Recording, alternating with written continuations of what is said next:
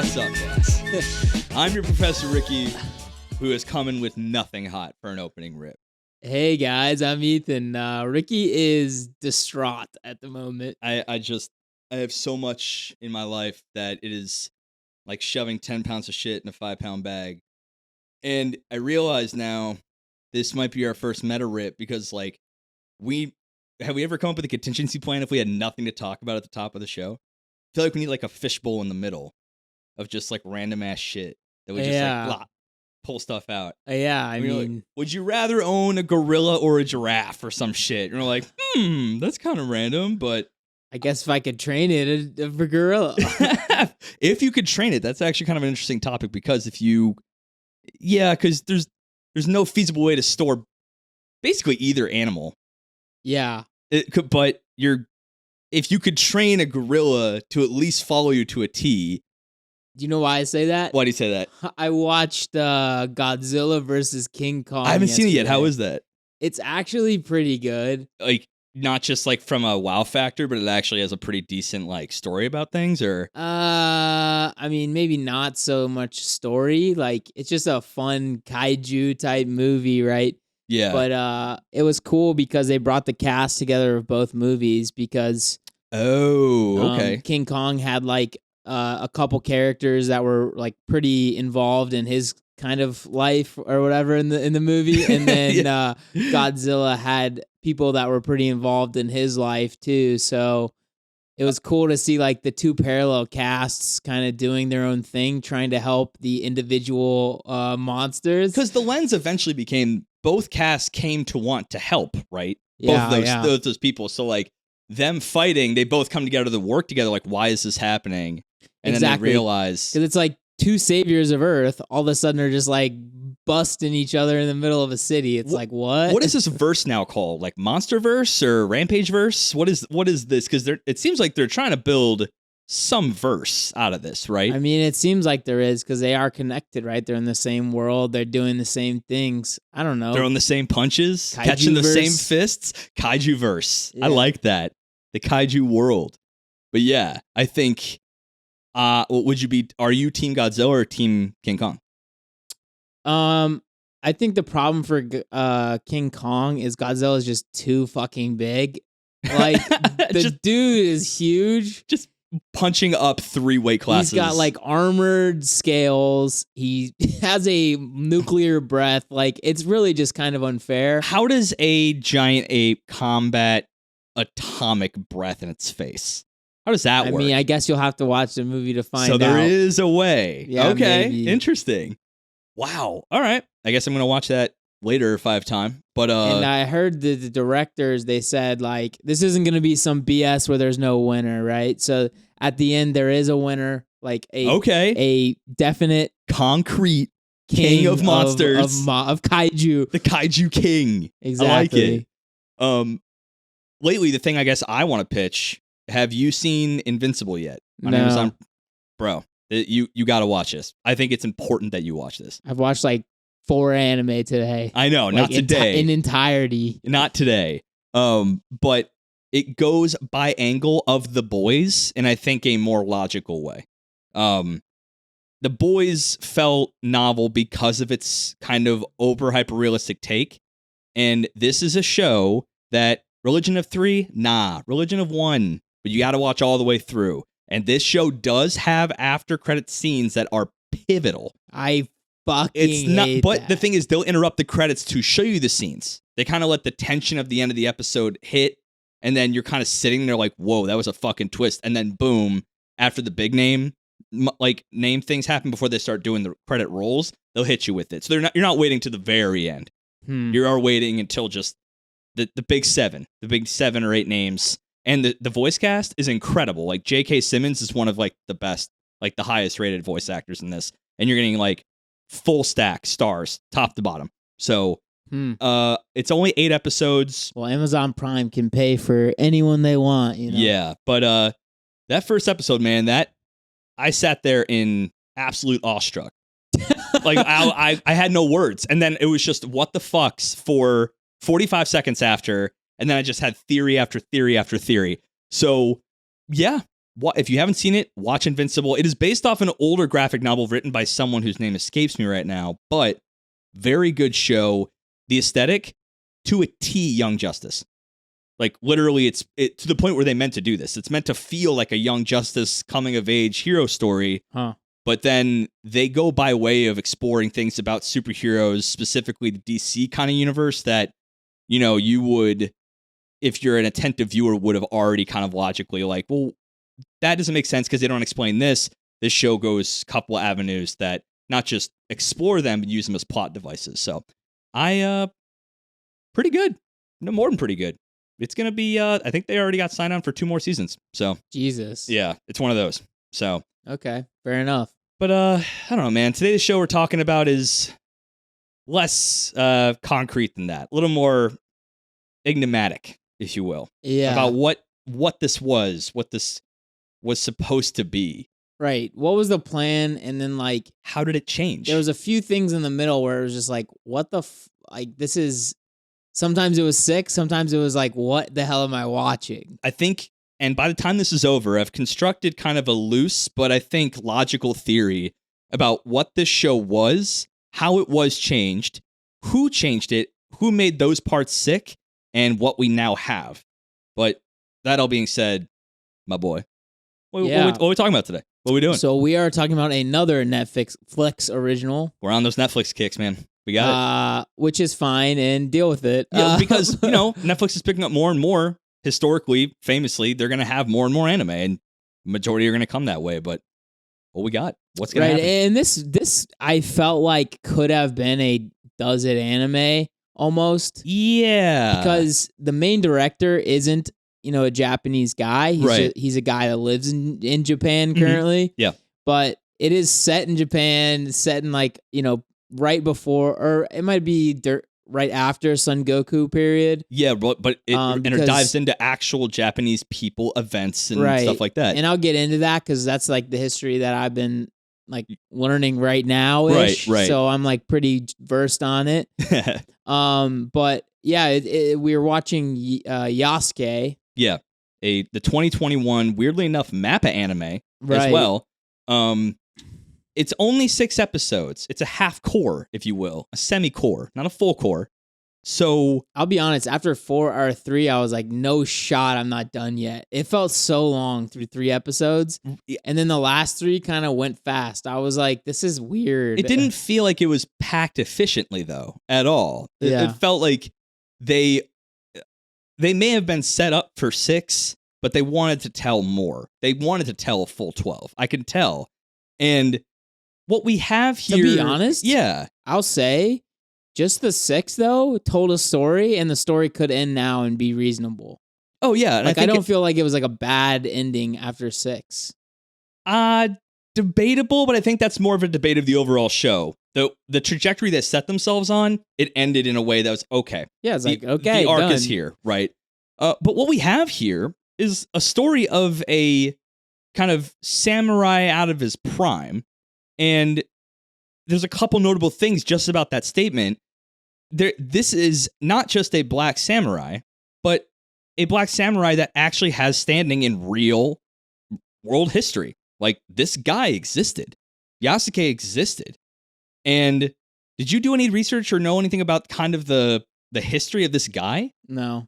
Well, so this show kind of it felt like it was in 2 places at once. You were in his past for a good majority of this, but you were also in his, you were in the present day story you were trying to tell. And that to me felt, more I'll get into that when I get to the theory stage of it all. But for a storytelling tactic for a 6-episode show, not bad. You didn't have a lot of time to tell the history of your main character. The way they kind of juxtaposed past and present, I felt did a pretty good job of showing me who the guy of Yasuke was. But he was a guy who actually existed in real Japanese history as one of the only documented, if not the only, by in a way the most famous documented African-American samurai in the just African. I guess not African-American. African. It was played by an African-American, which is why I wanted to bring it up later. But yeah, he he was bought by the emperor at the time, Nobunagana. Oda Nobunaga, yeah. which is, of course, in Drifters. Yes. Yeah. So, but he's largely considered the first unifier of Japan. So right. There's 3. Yeah. And he was the one that he came forward first, and he says, look, I want a unified Japan, and it'll be better for everybody if we do that. Sure. The problem with him is his upbringing. He grew up in, like, obviously a well-off family, but he started off as kind of just like a shithead, like, honestly, a massive shitlord when he was younger. Who, Oda? Yeah. Yeah, and so exactly. everyone thought he was going to be just the worst lord ever. And he turned out to be pretty ruthless and pretty treacherous. Like you saw it a lot more in Drifters than in this. Yeah, for sure. But he fucks over a lot of people. A lot of his enemies just randomly die. Like, yeah, exactly. You know, suddenly they're like rivals just randomly get poisoned, or his sister's kids just like vanish randomly. Like, really very interesting kind of like treachery aspect to this character. Yeah, they definitely don't paint him in that light in this one. But they do kind of show his like eccentricity. Yes. Yeah. Which I think leads to really Yasuke even being an African samurai. Exactly. So the reason he kind of came into the fold as, kind of one of Oda's most, influential pieces of military might and power was he kind of saw him during the Namban trade in 1571 or 9 or something like that. I think it was 1571. And he saw him traveling with an Italian Jesuit named like Alessandro Villavavio or something like that. Valignano. I got surprisingly close for reading that once on Wikipedia. Yeah. But yeah, he was looking at his wares, and I think the story in the anime shows this kid mouthing off to a samurai, and the kid, being aspiring samurai himself, basically has to go by way of the honor of the samurai. He has to defend his honor. But Yasuke, being unaware of this stuff, kind of steps in and beats the samurai's ass. And the guy's like, this is the eccentricity of Oda. It's like, this motherfucker right here, he knows how to fight. And I kind of like the way he handles himself. I want him too. And as he brings into the fold, he's more and more influential in Oda's militaristic plans and tactics, to the point where he's, again, has much more documented than I guess I would have expected when I did research on him. So we have a moment or moments in the first maybe 4 episodes, maybe even more, of the Yasuke anime where they're actually kind of going beat by beat for the real story, at least what we know about him, right? And I don't know, I like that. I think for a short series, they needed that. How else are you going to be able to tell the story of this guy in 6 episodes to make us care, right? Yeah.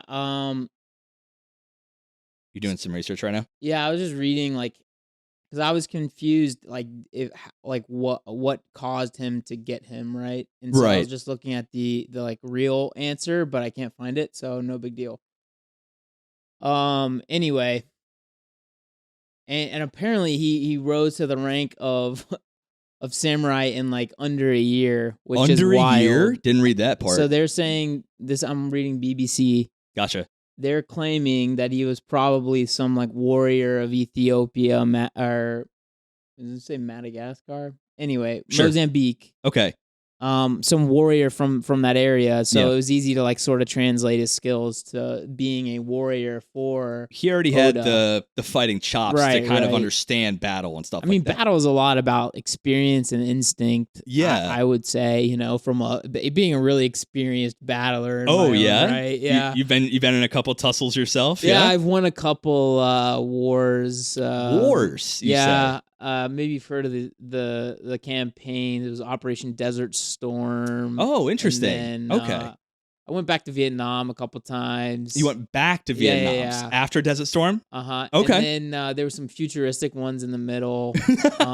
You never heard of those, yeah. People called them Infinite Warfare, but Advanced Warfare was one of them too. Oh, God. I mean, I don't know. Your accolades on the battlefield must be amazing. I mean, I'll be honest. If only you had a number for it, like your Your kills per death ratio. If your name had to be given to it, that's what I would call it, right? Your KD spread, if you will. Yeah, I'd say currently it's 1.76. You know people are gonna clown on you for that, right? I know that's good. I mean, to be honest, it's fairly solid. Yeah, he can't be argued with. But yeah, I found that they not just this, like showing the past kind of intermixed with how he operates as kind of a broken guy. No, I wouldn't say broken, but definitely seasoned. The way that the visuals kind of showed that Mappa gave, and our main character voice actor, I think is Lakeith Stanfield. Stanfield, that's it. So he's actually like pretty famous guy. He's pretty famous dude. Yeah. And he did a phenomenal. I did watch this in dub because I saw it was the original.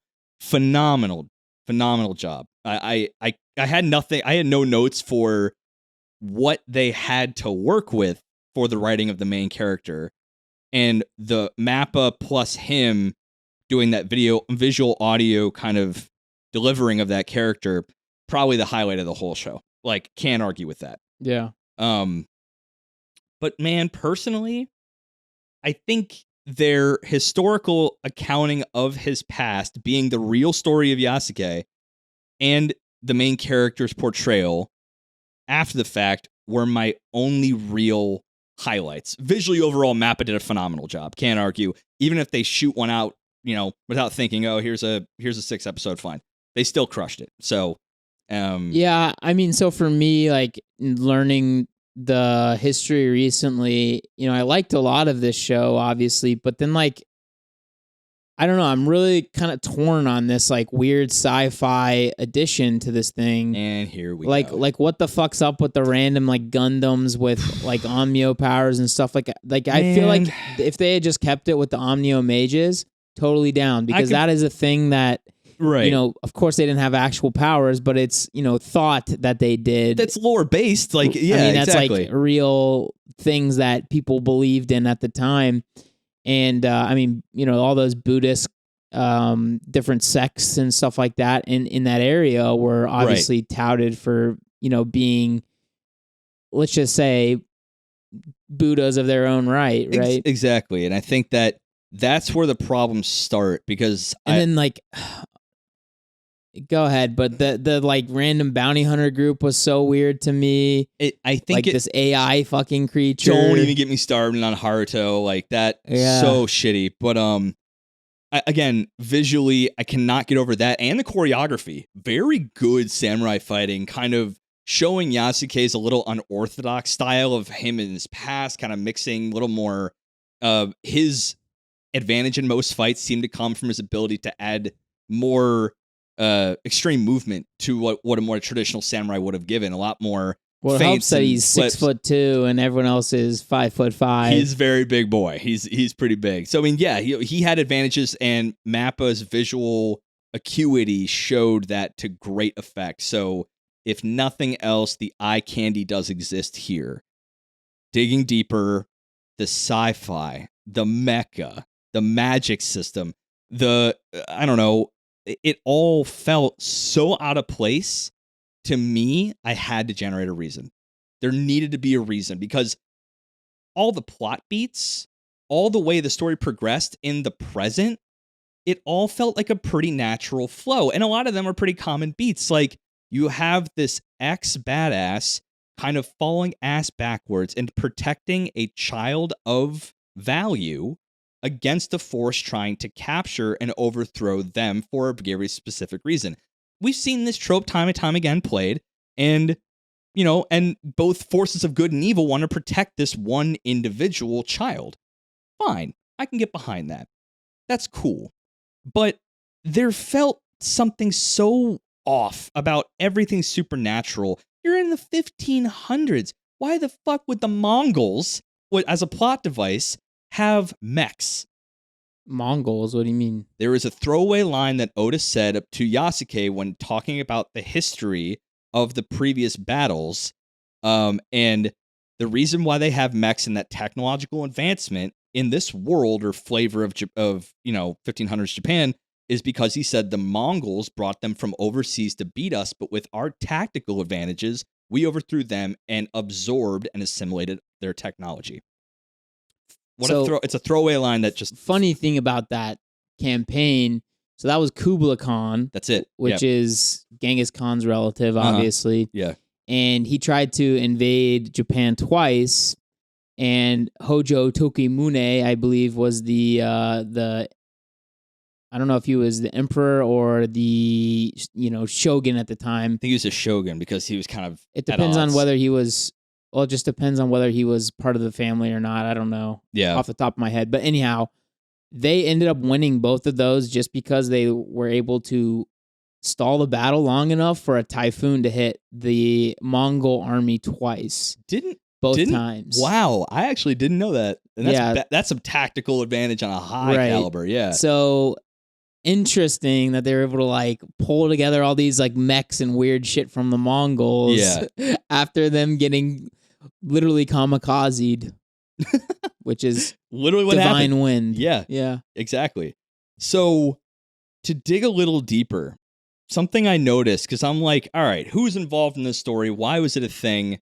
What I didn't get is there was this history aspect where they would mention something like that, or they would mention, the Hanoji temple where Oda ended up dying. Sure. But then the daimyo wasn't a real person. It was just some random thing, right? Like, why wouldn't they have made that one of Oda's enemies, which, by the way, the Akechi Mitsuhito, which was, one of his previous, like, retainers and did actually do the betrayal on him at the Hanaji temple. Right. Like, so that guy was real, right? The dark general or whatever that fought Yasuke at the end. Sure. That was a real dude. That I didn't know. Yeah, he was the guy who actually did assassinate Oda. Holy shit. So my question is, why can't they put anyone else in there that's like the daimyo that's the bad guy?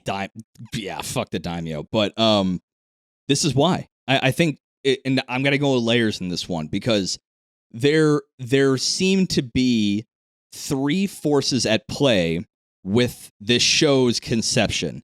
We have, first and foremost, and this speaks a little bit to kind of the themes of the show we saw, you have LaShawn Thomas, the guy that we talked about, the creator, writer, producer of this show, the guy living in Japan, but he's done things like Black Dynamite, The Boondocks. He had a big hand in Legend of Korra. While Legend of Korra kind of played a bit to this, the other two were a bit more utilizing the core visual and story beats, everything of African American culture with the medium of Japanese. Not at first it was cartoons because it was older stuff, but anime in its own right.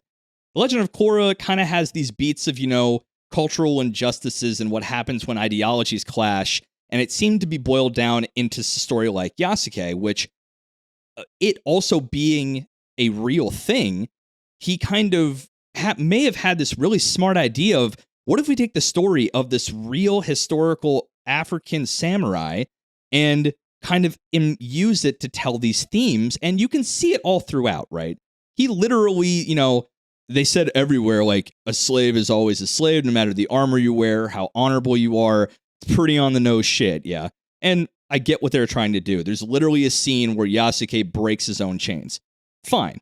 That seems like, from this guy's history, the kinds of stories he wants to tell. And he happened to find a character in Japanese culture and history that exude that to a T. Brilliant combination. You have the main character, the voice actor, Stanfield, who was an executive producer on this as well. They seem to have a brainchild here. And I think I saw nuggets of what could have been a brilliant brainchild. And then Netflix exec stepped in. And they're like, this is all good. I like this kind of plays to the time, but this doesn't feel anime enough for us.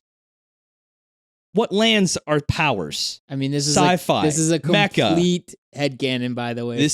But we've seen this shit before lately. No, I know. I just want to say we're not sure that that's exactly what happened. This is a theory. This is the loose theory that I'm building up, and I want to talk about this because that's what it feels like. I just don't want to blame Netflix for all the bad things that happen in the world. I'm not blaming Netflix for all the bad things. but we just had an episode about. Speaking of Corona, they did it. Yeah. They did everything bad. Dogecoin, they did that too. Yeah. But no. So all I'm saying is that here's my theory: is that they brought to them what could have been this really amazing kind of historical drama piece told through the medium of anime from a guy who has historical runs of shows that did this exact thing. They have these big name guys like Stanfield, who was in stuff like, I think he was in, Atlanta. He was in Get Out. He was in some other animated stuff that is along the same lines. He was in Straight Outta Compton, but he played Snoop Dogg, I think, in that or something like that. In all of those cases, these two guys came together and made something I think would have been really, really interesting. And Netflix may have said, we need this to be a little more digestible to the anime, according to the algorithm, a little bit more digestible to the wider anime audience. And this is why it feels like the sci-fi mecha stuff and the supernatural was slapped on. See, I actually think it's from these two dudes. That's why that existed. Interesting. Why do you think so? Those plot points felt much more like an American idea of what anime should be. Because you see it with like, Jackie Chan's whatever adventure, right? Right. It'd be like, the talisman powers and stuff like that. But then, his group would have, fighter jets like X-Men. You'd have this like underground fortress thing. Fair. Right. Okay. And it felt, I think in general, the feel of the show was less Japanese and more American to me personally. I guess maybe the discussion goes, who made that decision? I mean, it dead ass felt like the bounty hunter group was basically like an X-Men group or something. Isn't that fucking it, right? But didn't they also feel out of place a little bit? They did, but I don't think that was Netflix as like, hey, throw in a random group of characters that can do other things. I think they did the best with those decisions made by someone else. Like they said, I think they made them. Okay, here's this. They made them creatively out of their own brain as a response to Netflix coming back initially saying, we need more of this Americanized palette of what anime should be. And then they're like, okay, how do we rework this a little bit to make it feel where it satisfies them, but also tells our story? That's the way I see it. And I have a couple points to kind of, again, loose theory, headcanon, but I think the way I'd fix this is how do we strip all that bullshit out? How do you tell the same story? Strip it out. I think it was easy. Well, first of all, I think the best scenes in the entire show were related to some of his like trauma from Oda, 100%, and some of the like kind of flashbacks he had and stuff like that. There was this one where I really don't know what the hell was going on at the time. It was like this weird fever dream he was having, and he chops off Oda's head, and then this like tree like comes out of it. Oh, the cherry blossoms. Right. That's when he's getting interrogated by the church guy and he's being shocked like crazy. Right. But I'm just saying there was an opportunity to make this kind of like a masterpiece in its own right. Like what I think they wanted to do was a Batman ninja situation. Ninja Batman. I can buy that. Because that was like very sci-fi. That was like nuts. That was more like this, honestly, than I would have hoped. And what's funny, and remember that one scene that was just gorgeously painted, right? Oh yeah, right. And there was aspects of that, and randomly it'd be like this art style shift, and I'm like, interesting, right? Right. And anytime that happened, I was like, this could be a really good show. And then they'd have Haruto fly in like a little doo-doo. Or Saki whipping everyone's fucking ass. Now, what are your thoughts on Saki as a character?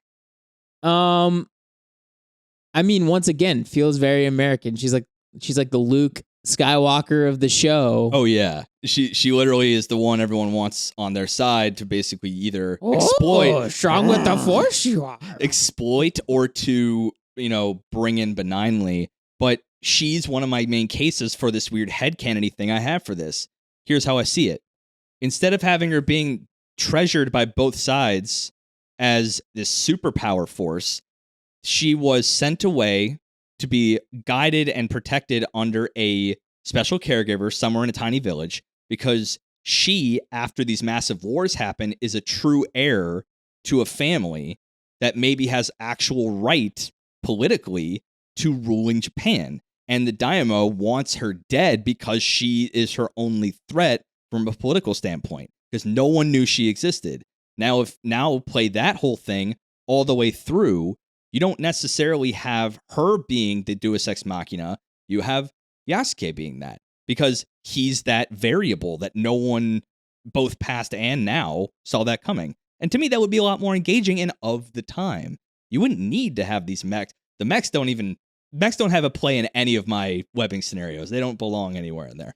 But I don't know. Make her a political source of power, not a supernatural one. You have something a lot more human and engaging there. So I think it definitely would have been a better solution to the problem that they've, presented, which is like, it felt like they were saying, let's make X-Men anime, but set in anime, or in, the Sengoku period, or, the unifying period.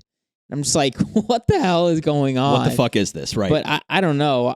Of course, I can't really comment on whether Netflix made them do it or they made them do it. But some of those shows you had mentioned, like, sounds very LaShawn Thomas to me, I'll be honest. Well, you brought up Drifters. Let's take that as a comparison, because it's an interesting one, because I think the creators of that show did a really clever interweaving of historical figures in our world, but also kind of with that semi-isekai angle. You've brought them together for these very engaging interactions on the battlefield. You used history as a plot device.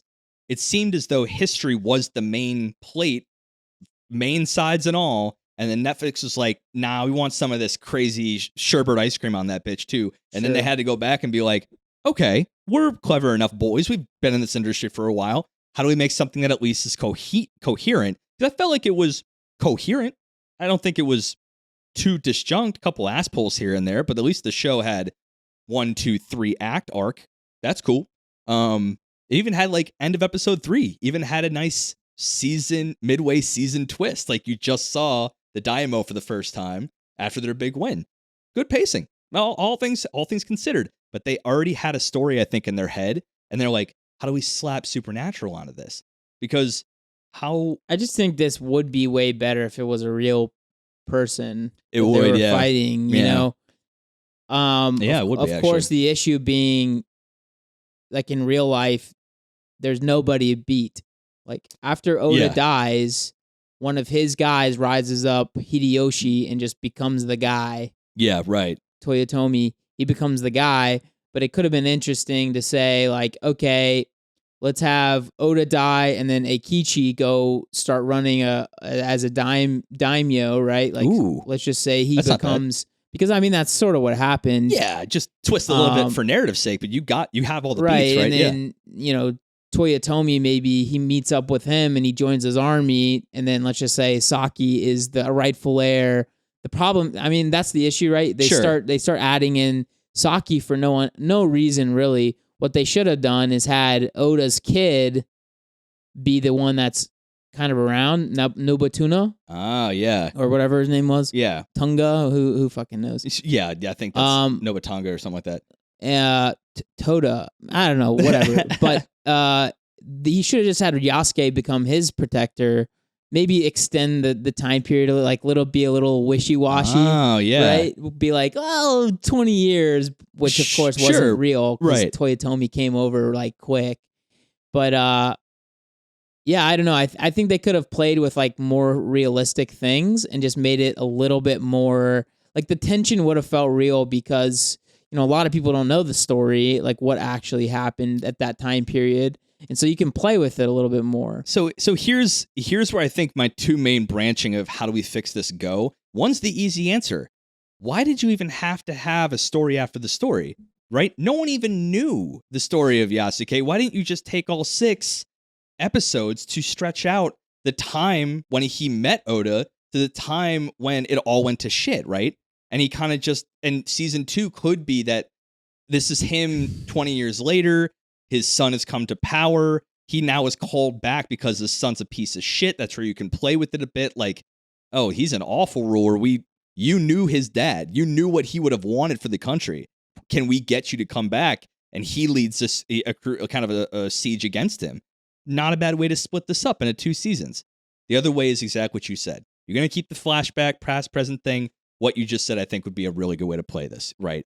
He becomes the protector of his son. Maybe he sees firsthand his son getting a little kind of... Or maybe just have I'll comment on this in a little bit. It was another aspect I was not a fan of because it was just like completely out of left field for no reason. Sure. But what if they just had him have like a son from another, like a, what do you call prostitutes? Sure, yeah. Like a geisha or something. Yeah, right. Like what a bastard. Yeah, essentially. What's the other word for that? Oh, estranged son, something like that. No, illegitimate. There you go. Okay, thank you. Illegitimate, like heir, right? Exactly. And then Nobutuno wants to kill him, and you have Yasuke as the protector, and like way this estranged son who or Akechi or whatever. Right, his estranged son kick out Saki, drop the estranged son in, and you have yourself a kid that maybe has been raised with good morals, but doesn't know anything about a battlefield. He comes in contact with kind of this seasoned and beaten down, like mentally Yasuke. He sees the situation, learns his identity, trains him up. You have an engaging story. You played with history. You kept the major beats. You knocked out all the supernatural stuff. That right there probably could have kept as close as you can get to all the character slots in this show.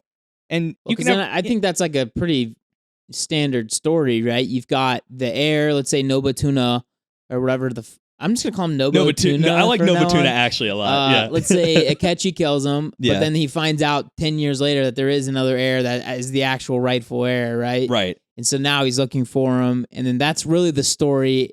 It's super reasonable. Yeah. You can follow that, no problem. You have the same kind of societal of themes. Of course, it isn't a girl that's the main character, so maybe that doesn't check their boxes. Doesn't check the box. I don't know. Which I really feel like this was like a SJW, check all the boxes you can kind of scenario. Bro, I was just thinking that because earlier. they did make Oda gay for some unknown reason. Yeah, what scene was that where they kind of showed that off a little bit? Yeah, it was after not Afro Samurai, after Yasuke. Yeah. I was just reading something, was Afro Samurai based off Yasuke, and that's the reason that I Not said a bad that. look. That'd be kind of cool. It'd be interesting. Yeah, right. I don't think so. No, it's not.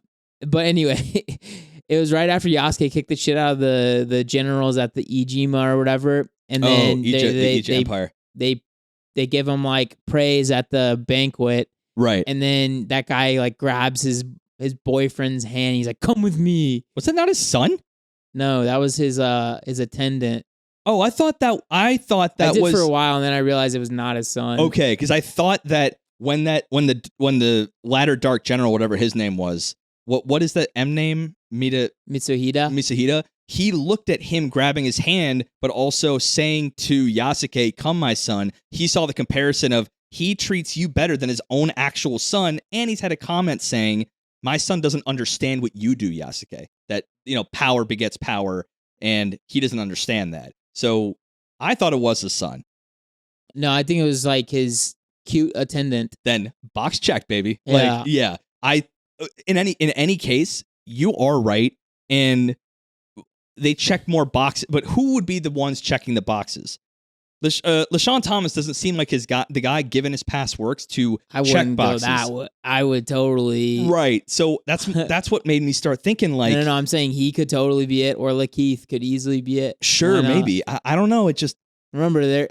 One of them's in actually Hollywood right now. Right. That's you fair. have to play your part. That is fair. And then the other guy is, came from Brooklyn. Like, let's not sugarcoat this shit, right? Exactly. And you can see, and I think it's important because I think they had a lot of, I thought at first it was a bit ham-fisted, but that actually would have been of the time. That prejudice would have been that extreme at the time. So it probably still is. Let's not attribute a lot of things to Japan that maybe that's what I'm saying. They're like not super open, even to just like other foreigners. Right. But again, this being a show, when you go on Netflix and it says English parentheses original dialogue, original audio. That to me is very telling to me who this was built originally for, because it was built for a Western audience. So that's a very good point. That already hit, like, if this wasn't in sub, because I tried it in sub, and I'm like, this is I've been doing this for a couple years, and I know this doesn't sink, and it didn't hit me until I looked. I was like, oh, fuck me. This is meant to be in an English dubbing. So, okay, I'm going to watch it in that, and thank God I did, because the voice acting was quite stellar in this. Yeah. But again, they got me thinking, who is this built for? And when you brought up does it anime, I think this would have made a great one, because it really does tote the line.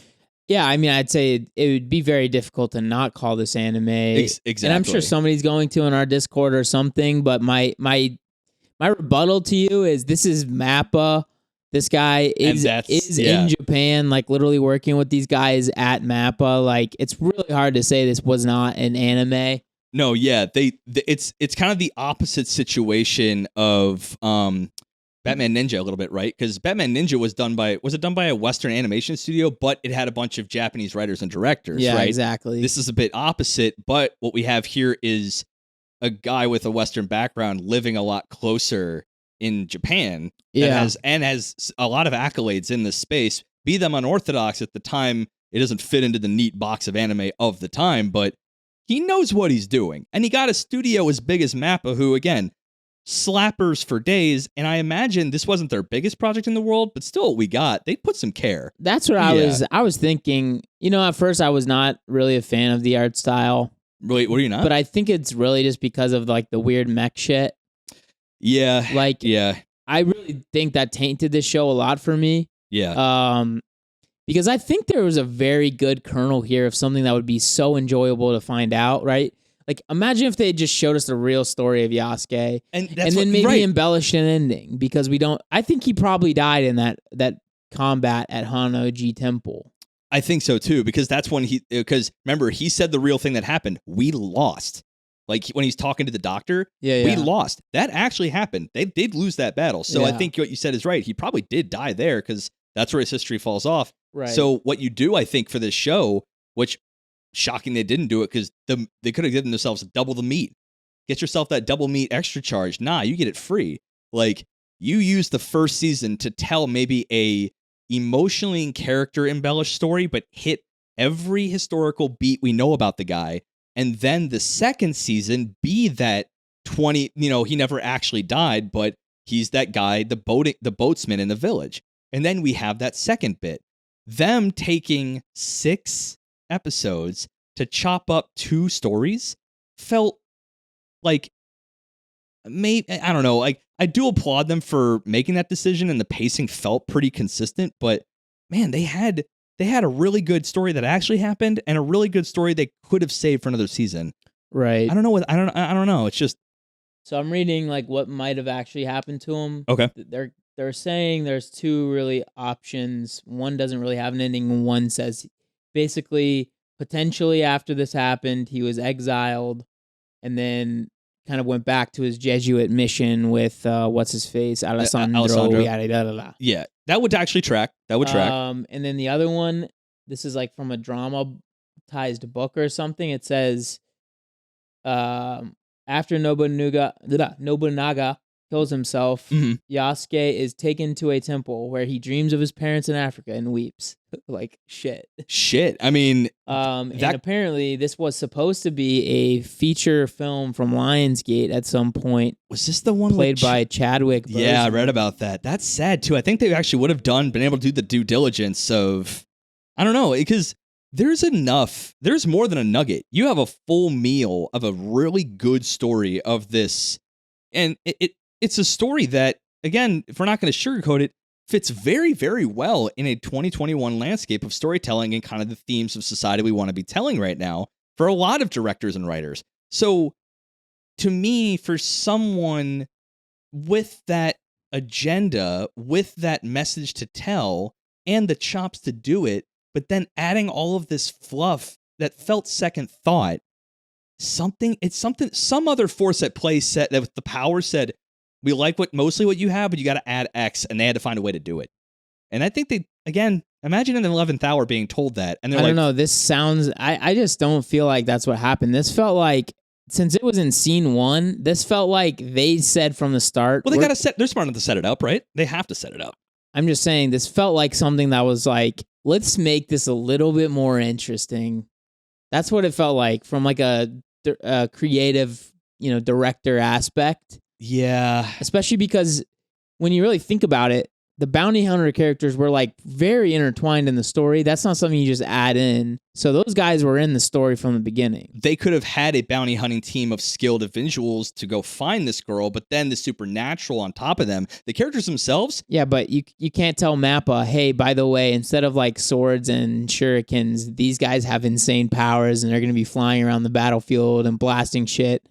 I just don't think that that's something that you can throw in at the 11th hour and they would have been okay with. Well, I think that 11th hour of finalizing the actual story before they get to work, right? I think they wrote it, they pitched it. I'm not out for this Netflix is the ultimate evil, that a lot of people seem to be. No, and I'm not trying to make it an agenda of mine, but I think it's LaShawn Thomas, dude. Okay. And what I'm seeing, though, with Netflix is we just did an episode on high-rise invasion. Yeah. Which we kind of slapped up and down a little bit for feeling like they were trying to pander to what anime fans would want. And that was a little bit more homegrown than this.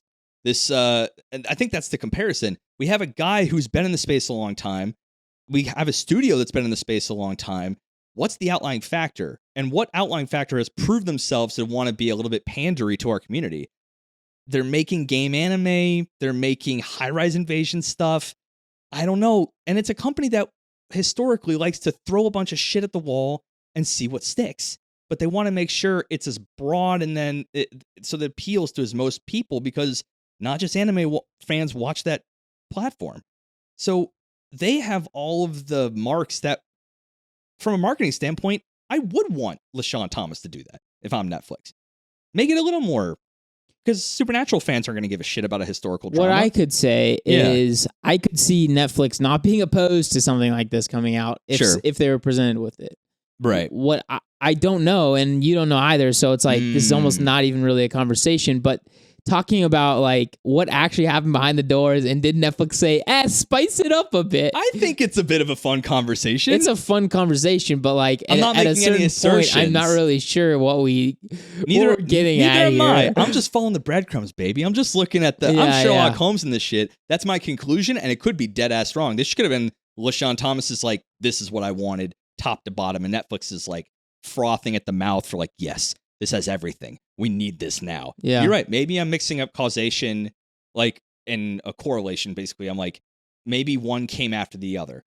He wrote something that was more off his beaten path, but it fit for Netflix like crazy. Or he had that historical drama, and Netflix was like, So it could be either way. I could see both sides. I don't know. It just seems weird, man. Like, the sci-fi felt like or the supernatural felt like such an afterthought. And everything, all the pieces for something else great were there, but it was dragged down by this kind of supernatural mecca last minute ad. I don't know. Because did you find any part of that enjoyable? Was there any kind of the power system you found enjoyable or mecha stuff? No. Exactly, right? But I mean, if it's me, Saki wouldn't be in there. The daimyo would be a normal person. Right. Like the army shit was just wild. Like I said, the Omnio made shit was fine. You could have I forget the guy's name, the doctor versus those like three little assholes in the hat. Doing their like weird dance thing. Yeah, right.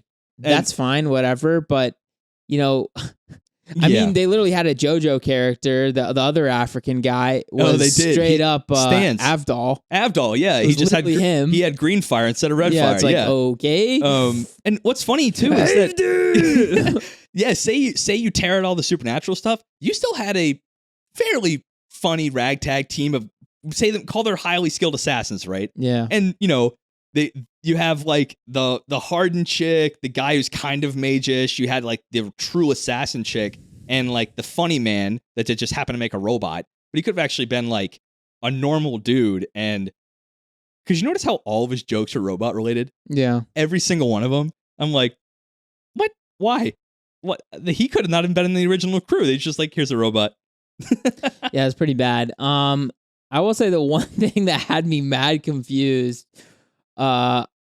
So remember the first fight with Yasuke, Saki, the girl's mom, and the bounty hunters. Yeah, on the lake, right? And then Saki like goes supernova, everyone survives except for her mom. Like, I did not understand that at all. I'm like, why? Well, didn't her mom get blasted prior to that and her arm was like basically off? She didn't have an arm, but that doesn't mean you just die instantly when everyone else doesn't. Well, we don't know if there's not a season 2 yet. Well, I kind of hope that there isn't. It ended kind of pretty succinctly, there isn't, because right? it was like fine. Like, it was reasonable. I think there's going to be people that really enjoy it. I think there's going to be people that this might get them into anime, whatever. Okay, so you felt maybe this had some gateway elements to it. Well, I think this is going to be a pure representation play, because if they had showed us the actual history, I think that would have been like a overall good play. Yeah, right. But this seemed to be not that. Right. This is more of a if there's a female hero and a African hero. That's what I think they're going after, which is fine. It is fine, and I think what you said is right. The spectrum here for on-screen appealing stuff is so broad. You like the superpower aspect. You may even, anyone who's watching it a little bit attentively, like, I don't like it. Oh, wait, that bit right there. I want more like that. Or the mech stuff. Oh, wait, I like that bit right there. But I mean, what's great about it is it's only 6 episodes, so no matter what, it's really not that big of a time investment. Right. Or like, it's not that much of an ask to say, hey, watch our show. And that was the only, because I'm trying to be devil's advocate to myself, because I'm not going to come in here ranting like a lunatic about Netflix is the devil without a little bit of my own, shut up, Ricky, what are you talking about? There has to be something like this. And I think this could be a LaShawn Thomas love letter to all that is anime after he kind of watched it grow so big. He used to do a lot of niche stuff, right?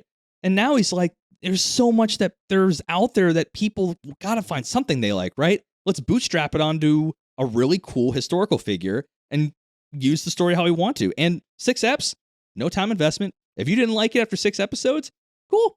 Maybe 2.5 hours and not a big waste of your time. Go binge some other Netflix stuff. Yeah, so I just feel like, imagine if we had just seen that year of becoming a samurai, like, in depth.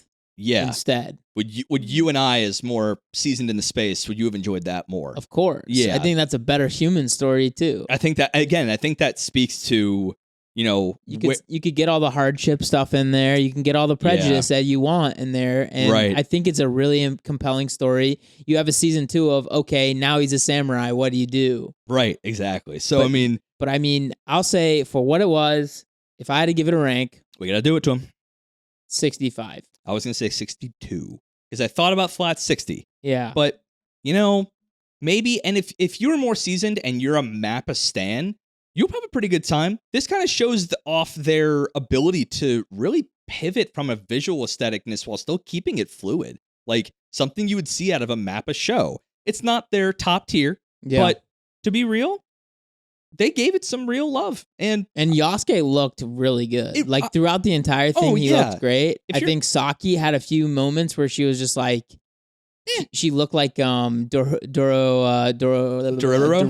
a few times, where he's just like a little ball. Yeah, exactly. But I mean, and if you're like kind of into like choreographed swords play, you're going to find some good stuff here. And again, all this kind of the overarching thing, it's 6 eps, y'all. Like, I know people listening right now have watched 12, 24, 3, 4, 5 season long form shonen. This is a blip on the radar. So if it wasn't your thing, it'll be over before you know it. But there is some stuff to love here. And it's not as bad as High Rise Invasion, as we both saw. This is in the 60s. It's planted in the 60s. It's pretty solid. There's a lot to hate when you kind of, not hate, but there's a lot to dissect when you kind of peel off the cover. But popcorn anime to the 9s. And I don't say this often. I recommend the dub. Gotta recommend the dub. Really, really, it's made for it. It's animated for it. Good voice cast. So, yeah, I think this is definitely something that maybe someone who's not into anime, you could like here. I think could potentially like this more than somebody who's a seasoned vet like us. Yeah. Or, I think a lot of what's tinted my opinion of it is the fact that I've gotten so deep into the history of this time period right now. It's like, none of this was even close. Right. And if they were to make something, now that you're deep into it, now that you know kind of the beats, you probably wouldn't want to see a show that did that, right? Well, because, they have a wild history, let's just say. They do. Especially Oda, just being a crackhead, but... I'd like to see a history of Oda just from, But honestly, Drifters was great. Again, yeah. Great. History wasn't the focus, it was played to good effect. It was a good element, but it wasn't at the center stage like this one. Center stage with a lot of other kind of sauce thrown on. They had the ratio off, I think. There was a ratio of all these things that could have worked, but the mechs didn't work. And they just look so dumb. They CGI, and that's what I thought too. Like, what is the one biggest time-saving thing for any studio? CGI. Hand animating any of that's going to be... Yeah, but all they need to do was make this massive army be CGI because it's just a big group of people. That's perfect for CGI. What they could have done too... Or some of the backgrounds. What they could have done too is made the mecha much more rudimentary.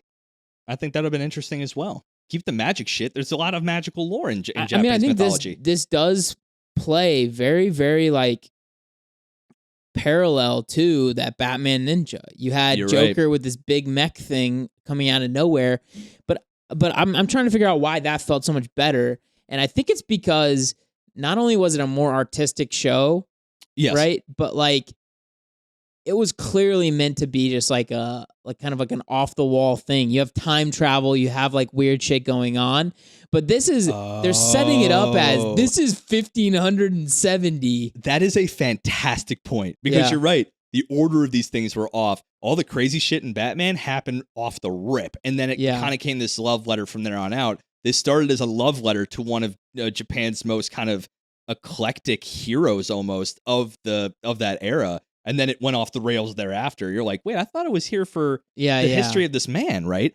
But no, that might actually be one of the sticking points. I didn't even think about it. But yeah, if they had just switched it. Because I think we rated Batman Ninja much higher than a 65. I think I landed somewhere near the 80s, if not like there. That's what I'm thinking, right? Too. And I think that's what it was. And I think it's because the people at the helm were, you know what? I don't want to say that. LaShawn Thomas, his works are incredible in their own right. So I'm not going to knock him. And nor was this a knock against him at all. If anything, I think no matter how this played out, he pivoted what he had very well. And he made something that at least was enjoyable to watch more so than other animes on the platform. So I don't know. So thank you for coming to class. Okay, I usually look at the timeline to rip that one off. I didn't look yet. So 57 minutes. Oh, that's a perfect landing. Yeah. But yeah, thank y'all for coming. This is one of those ones we're gonna be on like a Netflix kick now because we're starting to watch some really interesting stuff, both good and bad, on the platform. And at least Netflix has definitely put their money where their mouth is, and they're really going full hog on getting into anime, which at the end of the day, I kind of like. So I mean, you gotta respect it. You might not like the Netflix jail. You might not like some of the things they do, but I still firmly believe having a big player in the space like this is going to help the anime community as a whole. Here. More eyes equals more fans equals more hype equals more shows. More money means more people doing it. And the money's the name of the game, baby. Money's solo king. leveling will get an anime. Yo, that is the dream. That is the hope. But yeah, thank you. And if you want to watch with your ears and your eyes, hello YouTube. I'm going to just be on a video crusade this week. I have lost all sense of self identity and worth, and I'm just getting all I am is work now. All I am is work. So I think that's a bit of an over exaggeration. We'll see me in a couple weeks and see I come in rags and just. Hi, I'm your Professor Ricky. I am nothing but a brain and fingers for a keyboard. But if you listen with your ears, Apple, Spotify, all the links are in the description for all our socials. And if you want to give us some monetary love, only if you can, patreon.com/weebology. $1 up gets you into our Discord, and $3 and up gets you the syllabus sidebar, our lo-fi, high vibes, sometimes anime, sometimes not, sometimes visual side content and podcasts where we just riff about life shit and sometimes fun internet games. Yeah. We're just chilling. We're just chilling in that. It's basically our new R&D department. Yeah. We research shit so you can come see us experiment with that kind of stuff. Oh boy. Man, I think I phoned it in pretty good this one. Nah, come on. It was great. I'm being a shitty guy. But until I come back in to phone it in the best way next week, I'm Ricky. And I'm Ethan. And this has been Weebology. Deuces. Dude, this is me shutting it. Haruto self-destruct. Yeah, I say 3. I am Haruto self-destructing.